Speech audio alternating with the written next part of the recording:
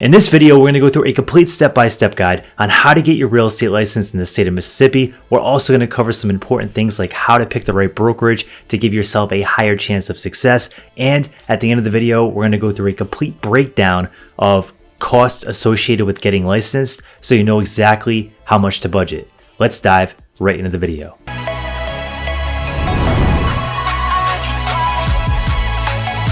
My name is Chris with the Empire of Real Estate YouTube channel. On this channel, we talk about real estate, personal finance, and entrepreneurship. Before we get started, I want to offer you our free How to Get Licensed and Start Your Real Estate Career Guide. Inside this guide, you're going to get everything in this video, plus more. So make sure you click the link down below and download your copy. By the way, if you like this video, definitely smash the like button and subscribe. It helps the channel grow, and we really appreciate it. So the very first thing you're going to have to do to get licensed in Mississippi is meet some of the basic requirements. The first one is you have to be 18 years old or older. You have to have a high school diploma or a GED, and you're going to have to be able to pass a background check that shows that you don't have anything on your record that would prevent you from getting licensed. The first step to getting your real estate license in Mississippi is meeting the real estate pre-license education requirements. In Mississippi, you're required to complete 60 hours of state-approved pre-licensed education classes. Now, I know 60 hours sounds like a ton of time, especially if you have a 9-to-5 job or a really busy schedule that doesn't allow you to step away and go take classes. So because of this, we highly recommend you check out Colibri Real Estate School. They have flexible classes online that you can take at your own pace. Now, if you want to check them out, there's an affiliate link down in the description below. A lot of the students really love their classes and they have really good reviews. So we definitely suggest you check them out, and you'll often find different discounts and sales with the affiliate link down below. And you can check out and see if they have any good deals going on at the current time. Once you complete the 60 hours of pre-licensed education classes, you're going to want to spend some time studying because the test is challenging and a lot of people that take the exam actually fail. So I want to give you a couple quick tips on some things you can do to increase your chances of passing the test. The very first one is to time block an hour a day I'd probably say for a week or two to study and really learn the material even more. If you time block an hour every night, it's not too overwhelming, it's very digestible, and by the end of week 1 or week 2, you're going to know a lot more than when you first started. The second thing is finding a real estate study buddy. Finding someone to go through this process with that you can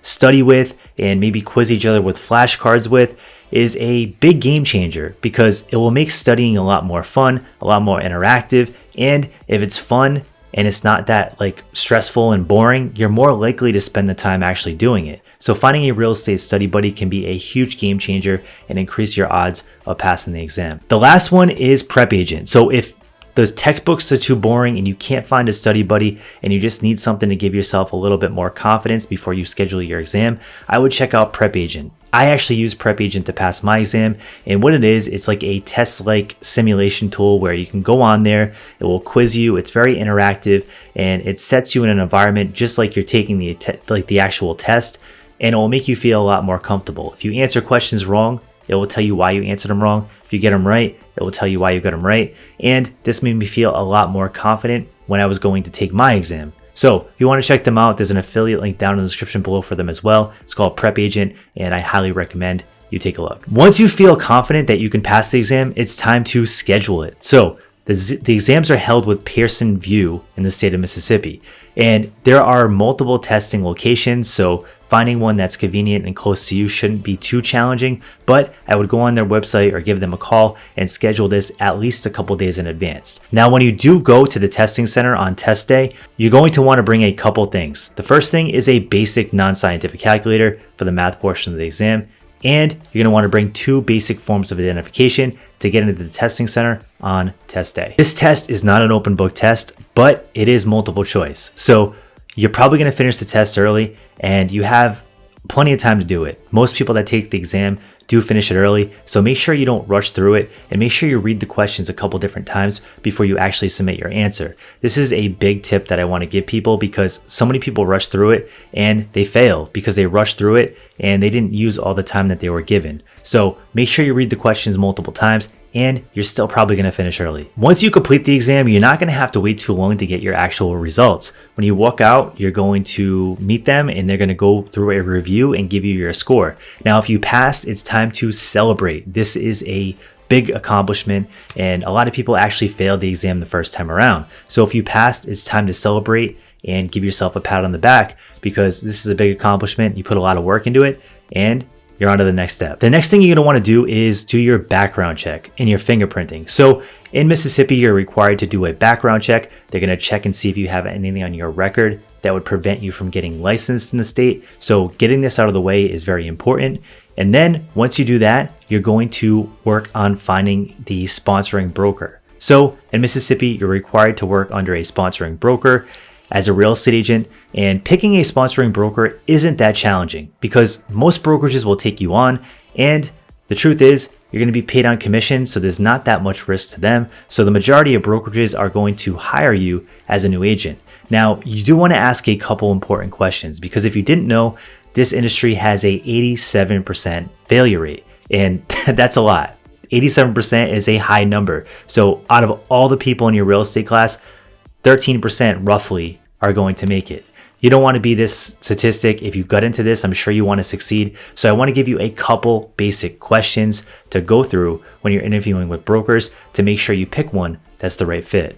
The very first question I would ask when sitting down with brokerages and brokers is, what kind of mentorship programs you have in place, and are you going to have access to a mentor for the first 3 to 5 deals? The first 3 to 5 deals are the most stressful and the most problematic in most cases, and having a mentor by your side to be able to walk you through those challenging problems is a total game changer. In fact, a lot of agents quit because they just get too stressed out. They don't know what to do on their deals, and they feel like they don't have any support. So finding a brokerage that's going to give you a mentor for your first 3 to 5 deals can be a total game changer. Next, you want to ask if they have any training programs in place. So finding a company that has training modules or some kind of a training system that you can go through step by step is a game changer, because your mentor is probably going to be busy selling real estate. Even the best mentors are probably still busy selling real estate to make their full-time income. So sitting down and walking you through every little thing and every little step is probably not going to be possible. So having some kind of a training program or weekly or daily classes that you can attend to start getting your business off the ground will make a huge difference. Because one of the biggest complaints that I hear from brand new agents is that they just don't know what to do. They get licensed, they get started, they feel excited, and then they just don't know what steps to take to actually make their business profitable and successful. So having some kind of an outline that can show you exactly what to do can be a total game changer, and it will help you start taking the right steps to building the business you want to build. Last but not least, you want to ask how you're going to actually get business. So this is a very important question.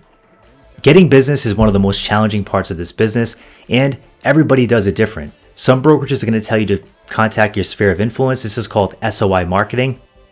Other brokerages, they're going to tell you that they're going to give you leads, they're going to do the marketing for you, and because of that, you're going to make lower commission splits, but you might not want to do all the marketing and pay for that out of your own pocket. So having this discussion up front is super important, so you know exactly what to expect and you can get on the same page and figure out how you're going to build your business, because every brokerage is going to have a different plan, and you want to make sure you pick a brokerage that has the same plan in mind. Now, if you have more questions about picking a brokerage, we are expanding our team power unit.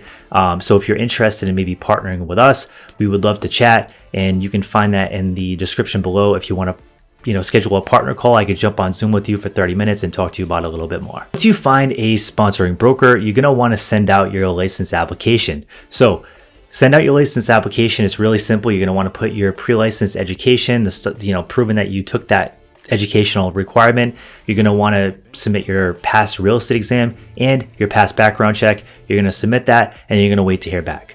Once this comes back, you're going to be a licensed agent. You're just going to hang your license with your broker, and it's time to start building your business. So it's a really exciting time. You want to give yourself a pat on the back because you probably got a lot further along than the majority of people that just procrastinated and never put themselves through all the steps and actually got licensed. So this is a big achievement and you want to celebrate a little bit. Last but not least, let's go over some of the costs that are associated with getting licensed so you know how much to budget. I know this is a big part of getting licensed and I want to go over a quick breakdown so you know what to expect when going through this process. The first thing is the pre-license education. So depending on what school you choose, it's going to be different, but I would budget between $300 to $500 for your pre-license education. Again, if you want to check out Calibri Real Estate School, sometimes there's some discounts and sales going on, and we definitely recommend them. There's an affiliate link down below for their real estate school. Next, you have the fingerprinting fee and the background check fee, which is about $50 to get done. Then you're going to have the exam fee, which is about $75 to get done,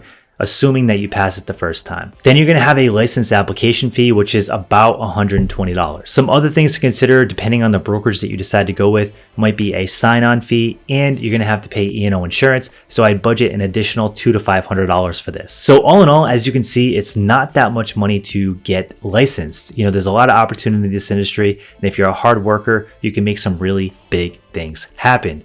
But the hardest part is just getting started, getting through the pre-license education, and passing your exam. After that, it all kind of falls into place and you can start your career and start working towards your goals in real estate. So let me know in the comment section below if you're planning on getting your real estate license this year, and if you're struggling with certain aspects of it or if you have certain questions, definitely drop that in the comment section below as well. I'll get back to you and I'll try to help out. Thanks for tuning in. If you like this kind of content for real estate entrepreneurs, smash the like button and subscribe. We come out with useful content on a weekly basis. And thanks for tuning in.